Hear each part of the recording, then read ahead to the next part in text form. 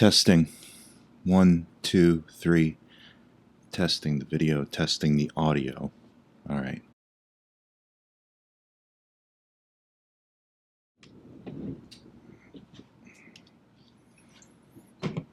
Need a glass.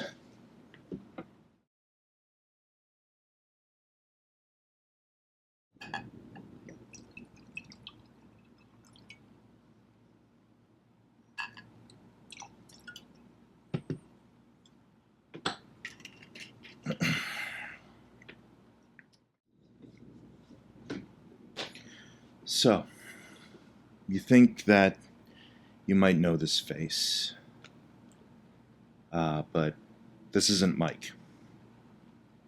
He is letting me take the wheel on this, so to speak, because this has been a long time sort of coming.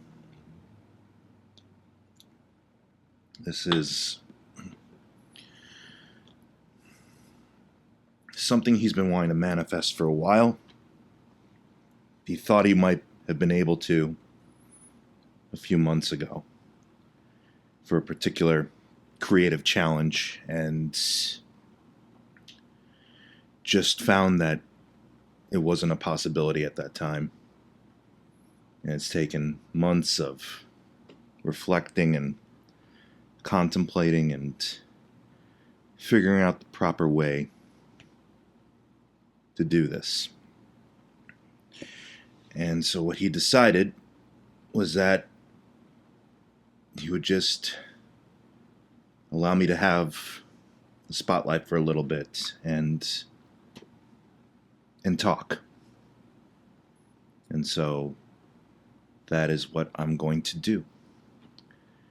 Is I'm going to talk.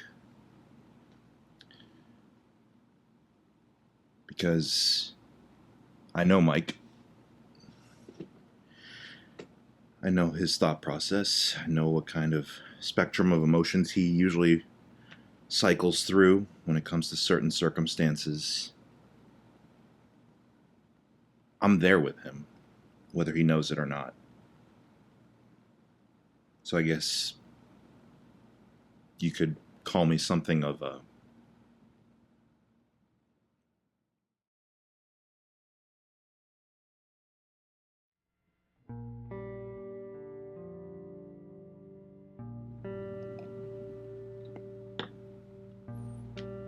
I'm always there. I'm there with him. I'm there with his friends, his family. I'm there with you, whether you know it or not.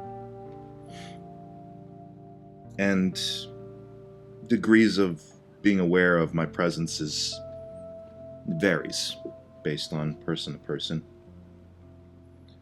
A lot of you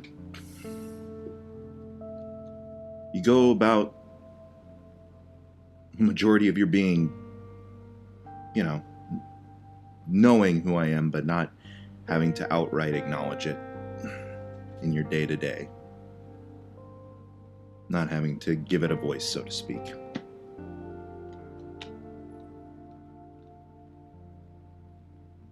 And honestly, I'm okay with that. I'm accepting of that. Because that honestly might be the most easy part of my state of being. Is when people are able to acknowledge my presence without letting it overwhelm them, without letting it dominate their every thought, their every action.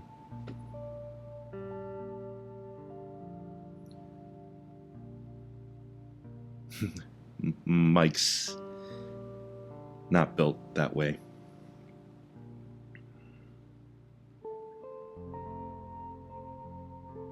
At least he didn't used to be.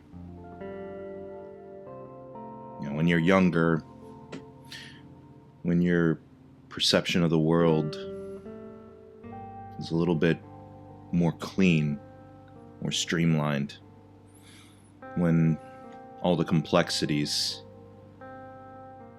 of life aren't made as apparent to you. It's easier. He was easier. He was joyful. He was creative. Still creative. Funny. Hopefully still funny. Amenable to a majority of the people that crossed his path.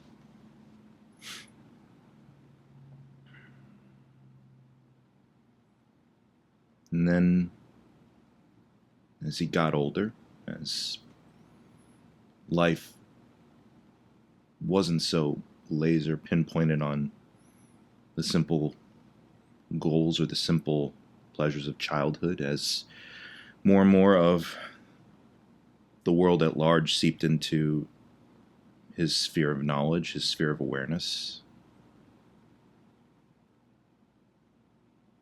Little by little, not overnight, but just little by little. Every day got a little less joyful by minuscule degrees, barely noticeable to him at first, but enough to compile over time.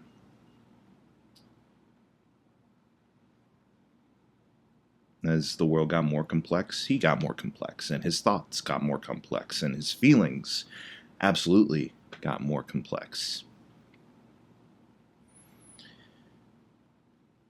And as that complexity grew, so did his awareness of me, his ability to recognize when I'm around, his acknowledgement of my presence.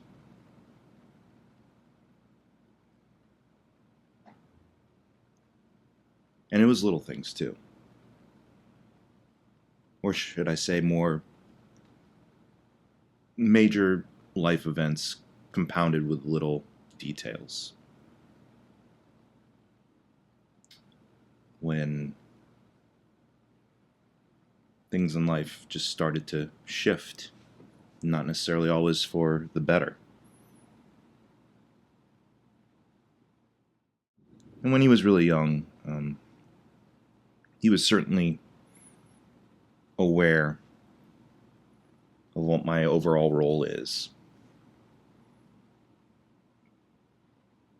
But I'd say it didn't really hit him until his teens. I think that was Lloyd.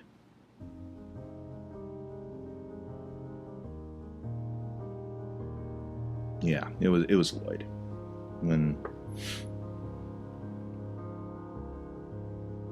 When Lloyd occurred, yeah.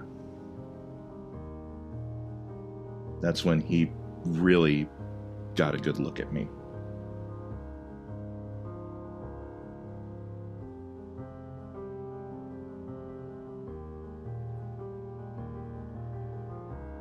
And, as is often the case when people get a really good look at me,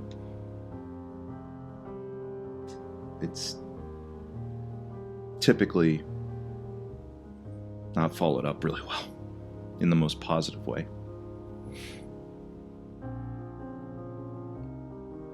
It scared him.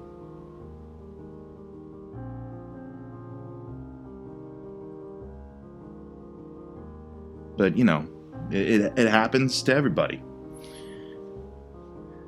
The initial shock of getting to know me, of knowing who I am, that scares people.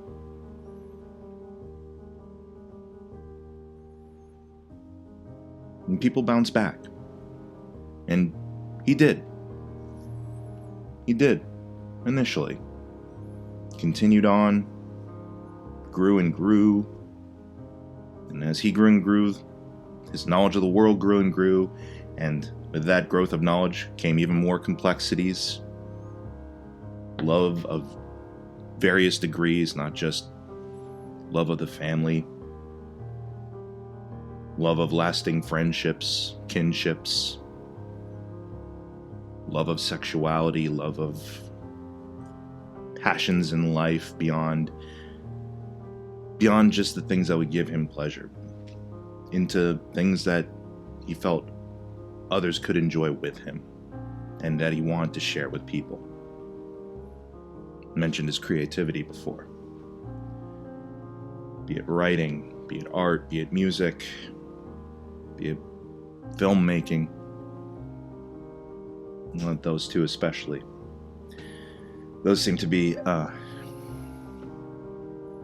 activities in particular that he was drawn to. That felt whenever he engaged with them, that fear would subside. And I was happy for him. I'm very happy for him. Because again, I'm there the whole ride. I'm with him every step of the way. Maybe not as active a participant, but it was good to see him thriving. It was good to see him challenge himself too. It was good to see him grow and change, but to never lose that sense of joy. And when he really struck out on his own, when he really pushed himself to try and make something wholly on his own, even though I'm not his parent, felt a good amount of pride. But it was also, once he started striking out on his own, that he started handling things for himself, or having to handle things for himself.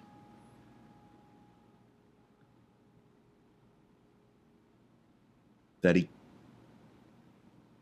kept acknowledging that I was there more and more.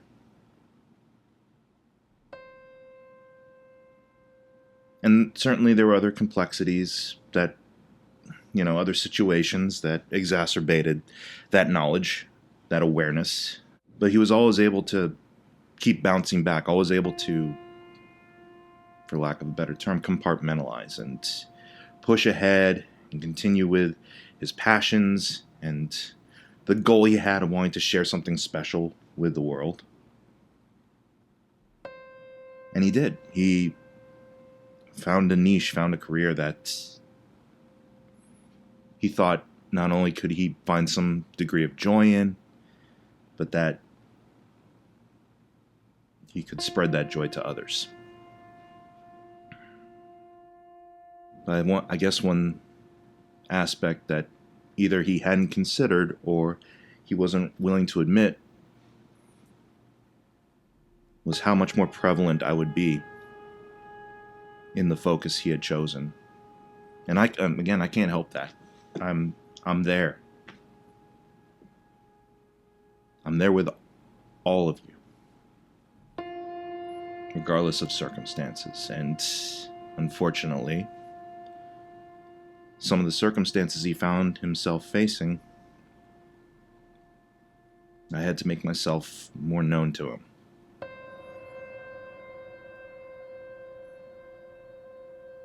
And he started seeing me a lot.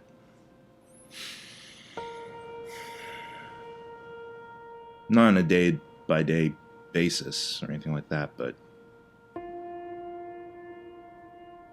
he knew I was there.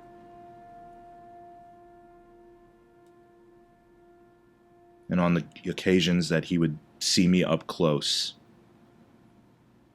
like, even though he was aware of my presence, I don't believe up until that point he'd actually seen me. Seen me do what I do, seen me at work, so to speak. But he ended up seeing me quite a bit.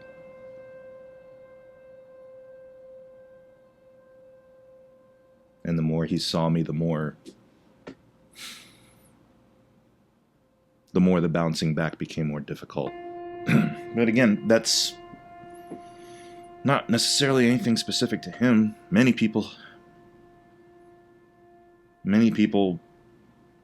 far less fortunate than he is,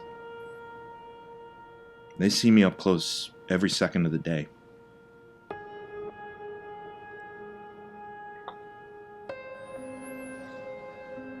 And I am sorry to say this, Mike, but when you watch this back, unfortunately, your experience just isn't that special.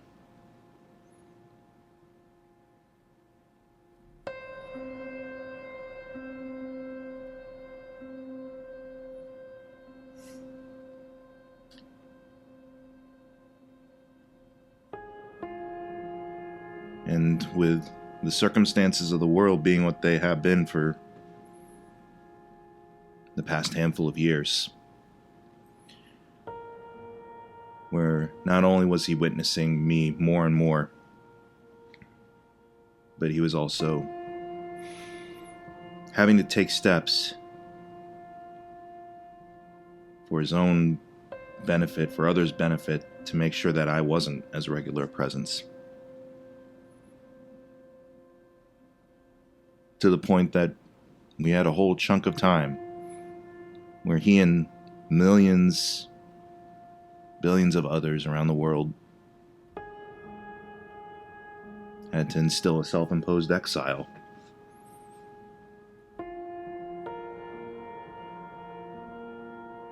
All that to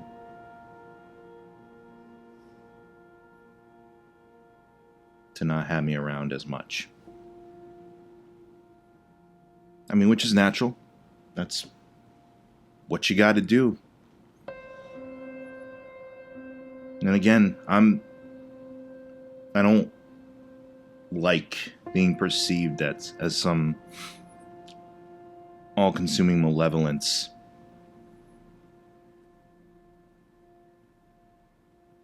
I'm not there on purpose to disrupt or deconstruct or destroy. I'm just there. And I've always been there, and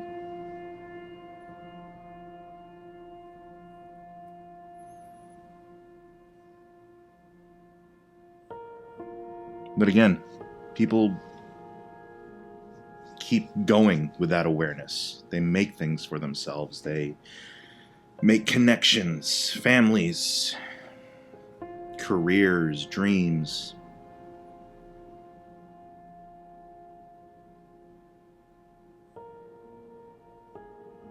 And I think on some level Mike knows that he's doing that. But it's just these past few years he's had a difficult way to keep acknowledging it. And that ends up really, really catching up with him in the little moments. Now, I'm an advocate for appreciating the little moments for what they are. The little beauties we give ourselves in this world, the little victories or celebrations that are so unique to our experience that it's a special thing when we are able to acknowledge them.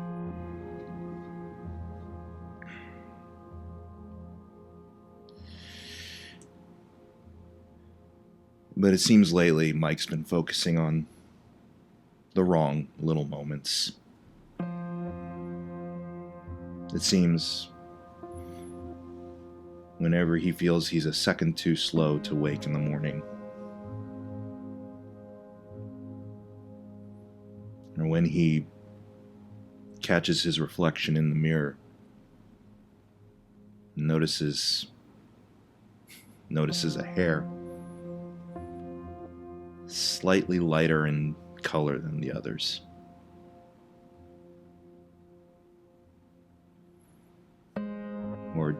just the mildest twinge in the small of his back.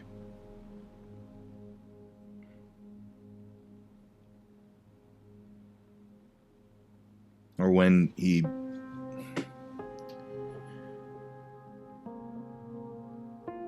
online with his friends from days gone by, and they get to talking about where their journeys have taken them thus far. Again, with those careers and those families and those dreams that seem so far removed from the people they were, but in a good way. Or when he's on the phone to his family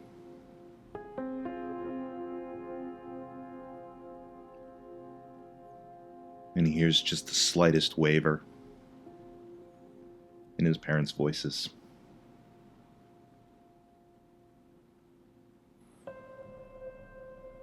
That's when he can't help but acknowledge me.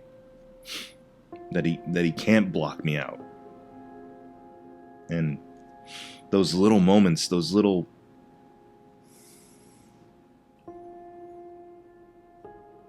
idiosyncrasies that typically people would either just acknowledge and carry on the rest of their day with, or would be able to focus on the beautiful part of them. He doesn't see the beauty anymore. All of a sudden, those little details become all that he sees, and all that he sees is a big constant reminder that I'm here. And that one of these days, the people that he loves, let's say I'm going to get to know them a lot better. And eventually, there'll come a day that he's going to know me. That we're going to be closer than we ever have been.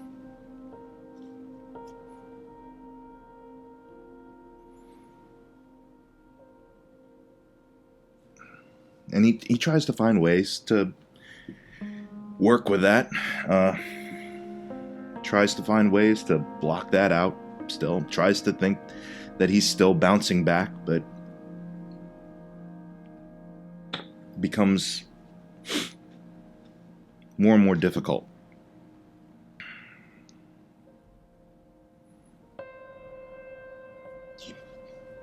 He's a big fan of mythology.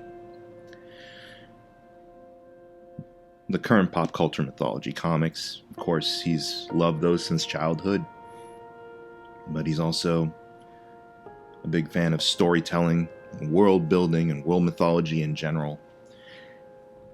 But especially the allegories for a timeless hero, a timeless character, a timeless journey. One that this world has seen echoed over and over and over, but he still can't get enough of it.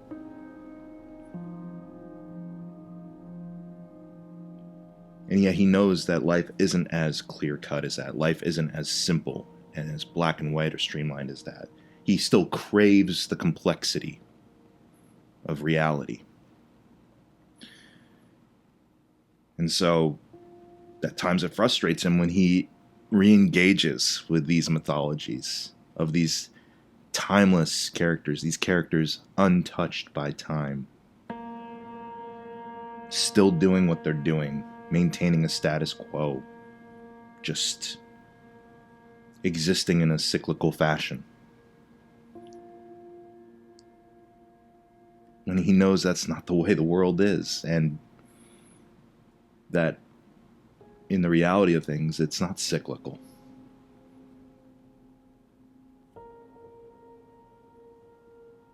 That in the reality of the world, things keep growing and changing for good or for ill until they just stop.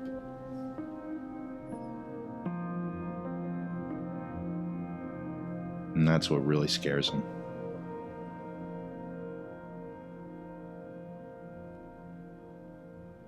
Even these mediums, the audio, the visual that he loves so much, he finds it harder and harder to call upon them when he needs them. I mean, he calls upon them for necessity at this point. He calls upon his love for music because that's part and parcel of what he does in this world. He calls upon filmmaking. And now it's more so about this, about a catharsis. About just trying to feel normal, as opposed to trying to feel joy. I don't know, it's just...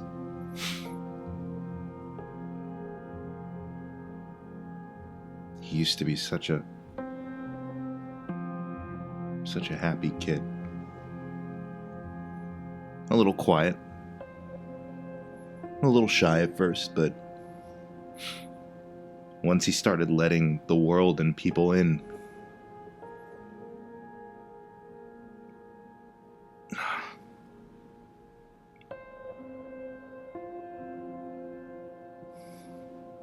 there was just so much brightness,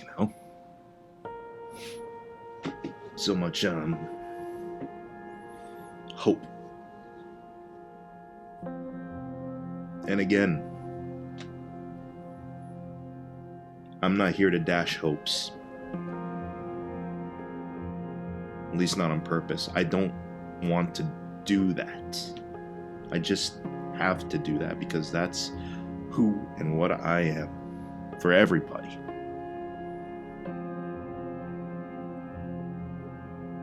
But it's not just hopelessness to me. There's beauty too. And I just wish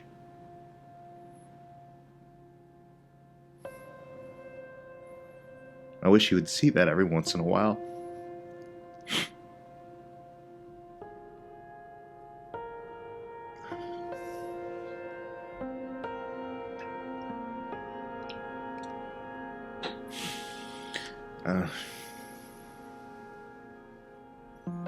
Because it can be lonely.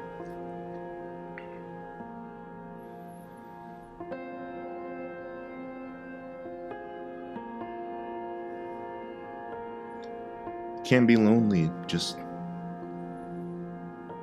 existing for the anticipation of eventually meeting me.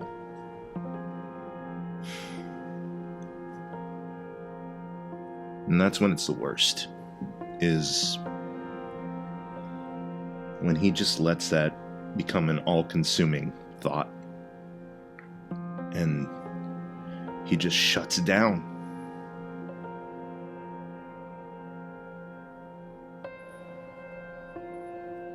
He allows himself to stop feeling. He allows himself to shift into neutral.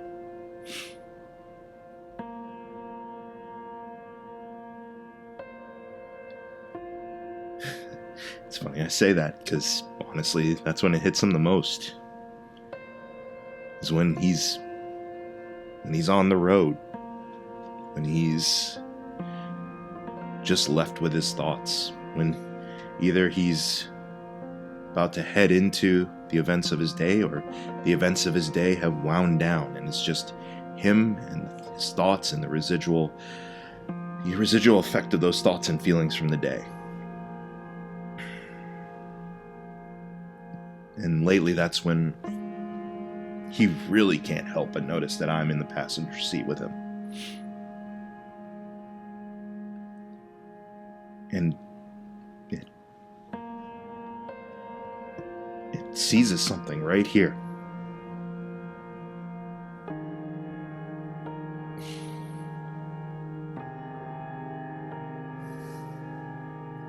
Like he just can't breathe.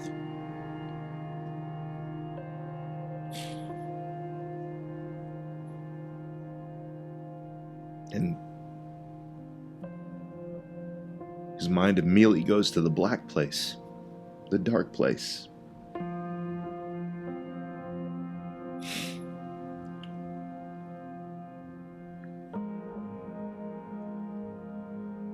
And lately that's just been happening more and more. That it honestly feels like every minute of every day, he's more and more aware of the time going by and how that time, that moment will never exist again. And that saddens him, even though there was nothing necessarily outrageous or spectacular or memorable about that moment. It's just that it's gone. And he's extremely saddened by that. Extremely saddened that there are those out there in the world that pass along so much creativity and joy to him that never will again. In spite of a legacy and a body of work that is still there. Musicians, actors, writers, friends and family. In spite of the memories, all he seems to focus on is that they're not there anymore.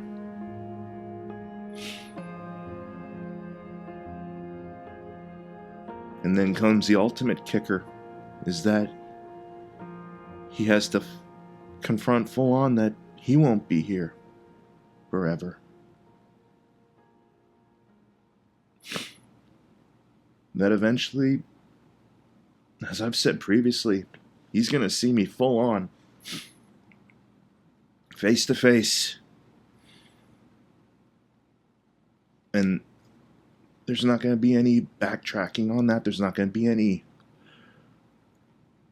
bargaining on that.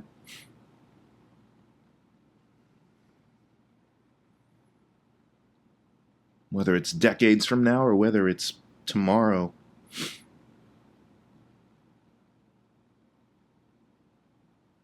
He's going to see me full on. And that scares him. And I don't want to scare him.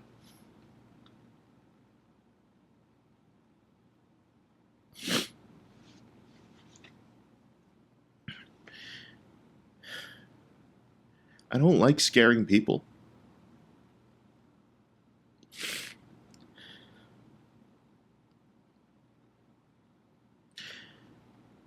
And I know it's naive of something like me to expect to go peacefully hand in hand with everyone, because I know that's not the case. I know. I've been there where it's violent, when it's unfair, when it's the most painful moment. But there have been times that I've been able to be there and it's calm, it's quiet, it's beautiful.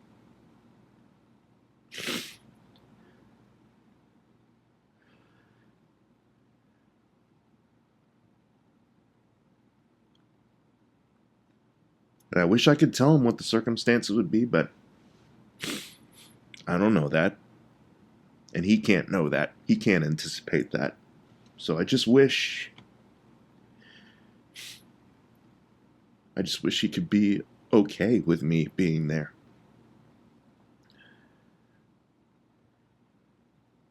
I just wish, yeah,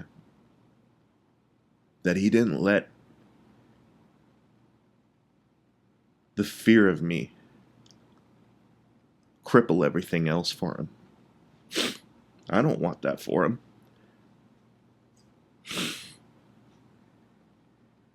I don't want him to constantly be reminded that I'm there. I'm okay being a silent companion.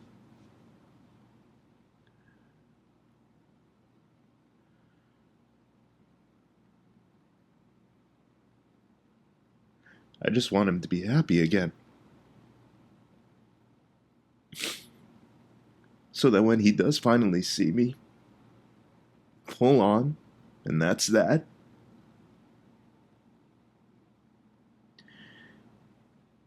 that he and I can be happy together. That I can proudly say to him, "Congrats, Mike, you made it. Good job. I'm so proud of you. And I hope you're proud of what you've done too."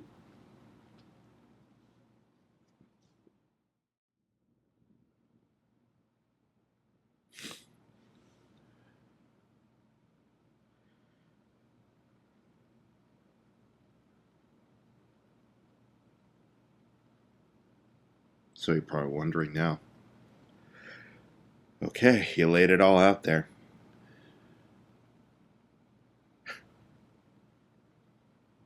Where does that leave us? Where does that leave him? Where does that leave you?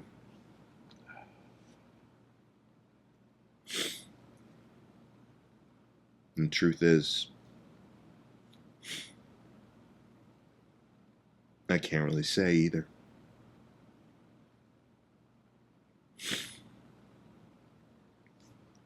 Whatever the long game, whatever the grand design is,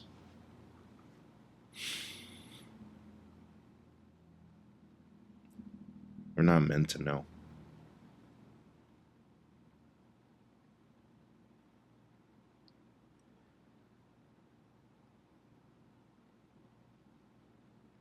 What I will say is that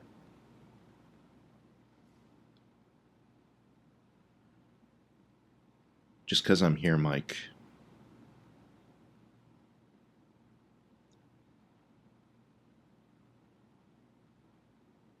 it doesn't have to be all fear. I'm here, and you can use me. You can call on me to push yourself further, to take joy in things again, and maybe allowing me to have the stage for a little bit, allowing me to talk about this. Maybe that's a good first step.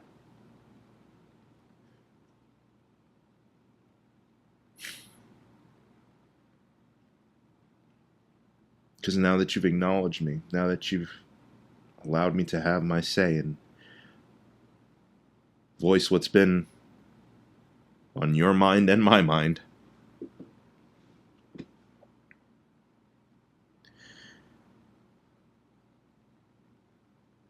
maybe things can start being different.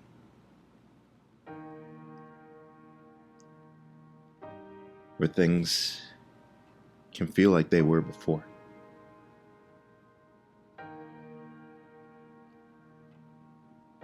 When you let your joy and your creativity and your love for the people in your life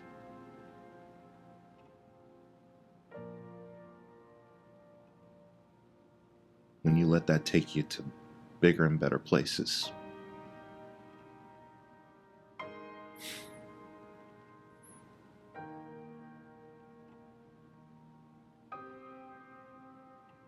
And I hope they do.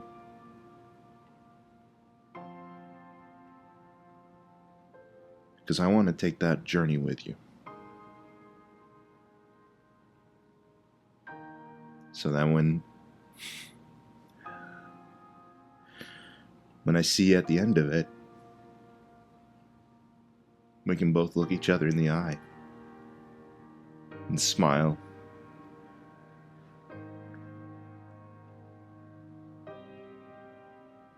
and know that you've done a good job.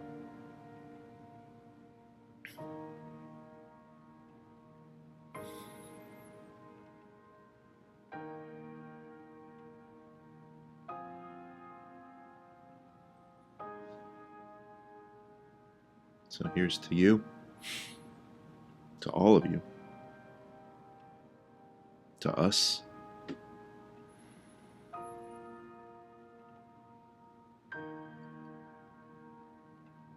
And that's all I've got to say.